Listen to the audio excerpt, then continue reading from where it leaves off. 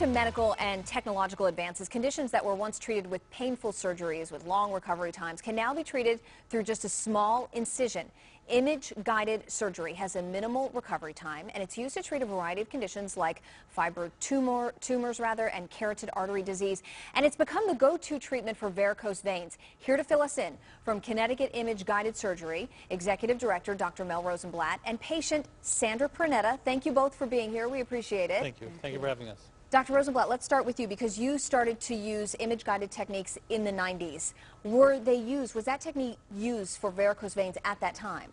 No. Image-guided techniques were used to treat a lot of conditions, as you mentioned, but they weren't used to treat varicose veins until the very late 90s, when some newer techniques were developed to minimally invasively treat problems that required extensive surgery. So this really has progressed into what you consider the best and the most logical treatment? Currently, these type of procedures are the state of the art in terms of treating patients, yes. So let's talk about you and your story and how you came to need this. You had gone to a couple of doctors beforehand, right? I did. I actually went to three local doctors. I have a family history of it. It's on my father's side. And after the birth of my first child, it became a condition that I wanted treated.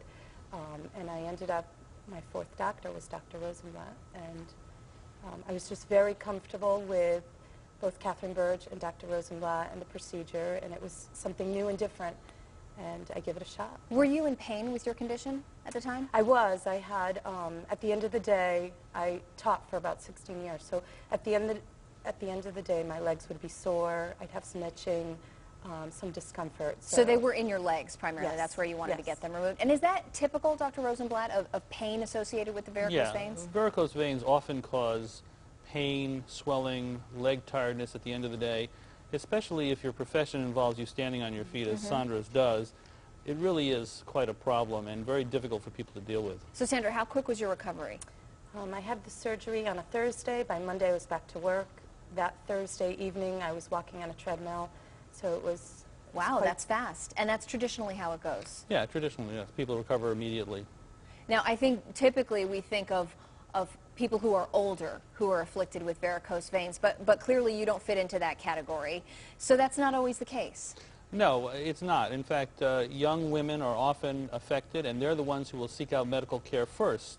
But men are affected as well, older patients clearly, and we've treated patients as young as 16 and 17 years of age. Wow. Very often because they have unusual venous conditions that can present as lower extremity varicose veins. Okay, and you were talking about men and women. I believe we have some examples, some before and after pictures that you brought with you. So if we take a look at the first one, and you can see what a difference. Right. Here you see some pictures along the outer aspect of the leg, large diameter varicose veins, clearly quite painful, and after one treatment you can see that all of that has gone away. So that's just one treatment. Is that usually what it takes, or more than that? No, usually we have to do some touch-up work to take care of some of the smaller veins, but the first procedure is designed to take care of the cause of the varicoses. That's the most important thing to do, and at times also the larger diameter varicoses themselves. And how painful is the treatment itself? Well, it involves injections of local anesthetic, which is really the only painful part, and after that there usually is very little, if any, discomfort. All right. Second before and after. Let's take a look at that as well. All right, and this is another image, as you can see, that shows large veins on the inner aspect of the leg, and as you can see, the before and the after pictures, those veins are now gone, and clearly that's not a woman. So are men and women affected differently when it comes to varicose veins in terms of where they set in? Well, no, they have similar presentations, although slightly different causes, but men usually wait much longer before they'll seek out treatment. So men will often present with very large varicose veins, and sometimes they'll present with blood clots in those varicose veins. They'll present when they're much sicker, if you would. Okay, so you see the women coming in sooner for treatment. Correct. Yeah. Okay, we have another one before and after. What are we looking at here? And here we're looking at a young lady who has varicoses coming down the front of her leg, and after one treatment you can see that those large diameter varicoses are gone. And the final before and after, let's pop that one up as well. Once again, this is a gentleman who came in with very large diameter varicose veins. This is a typical presentation that we see. You can see the large bulges underneath the knee. And after one treatment, that's what that looks like. Is this what you would consider a more severe case? Yes. When you have larger diameter varicoses that are more than 10 millimeters in diameter, these patients are at risk for developing skin changes such as skin discoloration, skin ulceration, and even blood clots in those varicoses. So, having had this treatment done, is this something that you would recommend to other people? Absolutely. And Yeah. I do all the time, so. Big difference for you. Yeah, absolutely. Let's give folks the information. If you want more information on the treatment of varicose veins, you can contact Dr. Rosenblatt and Connecticut Image Guided Surgery.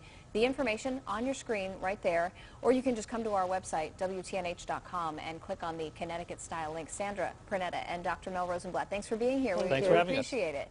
And don't go away. The best that Italy has to offer. We're in the kitchen with Francesco and Valentino from Adriana's when Connecticut Style comes back. Stay with us.